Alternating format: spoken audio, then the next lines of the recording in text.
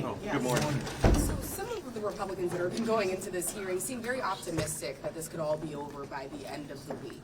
Well, it'd be nice. I hope that means Republicans are coming to the table to negotiate with Democrats, because so far they have come to the table to negotiate exactly 0 time. It doesn't seem like they're willing to negotiate on health care, though. So is that still a red line for you?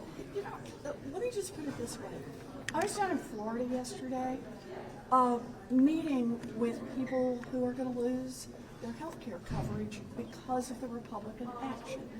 And I just want to know how the Republicans explain to someone who has malignant myeloma and her husband is a type 1 diabetic, and they're actually making the decision about when they lose their health care, what money they have left will treat which one of them to survive to take care of their 4 children. Those are the people on the front lines who will be hurt by what the Republicans are doing. I think those are people worth fighting for, and I'm going to stay in that fight. Senator, are you concerned about an increase in defaults with FICO being able to compete with Vantage Score? I'm not worried about an increasing default. I'm just worried about the whole credit scoring operation right now.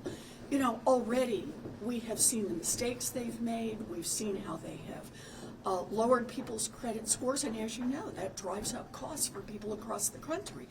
If we had a functioning Consumer Financial Protection Bureau, just to make sure that these guys are following the rules and that nobody is getting their credit reported incorrectly, so that it's all just straight up and honest. And you would think, frankly, that's what most creditors would want as well. You'd want to know who's right and who's wrong. But the Republicans have shut down CFPB, and that means it's like blinding the people who actually make sure, the cops on the beat who make sure that people are following the rules. What about assertions that FICO is more reliable in predicting defaults? Well, I'd feel a lot better if we had a CFPB to verify that. I know that FICO has a whole lot more money, and so they've got a whole lot more lobbyists, but you know, I'm a little tired of depending on lobbyists for the answer to who can do this best.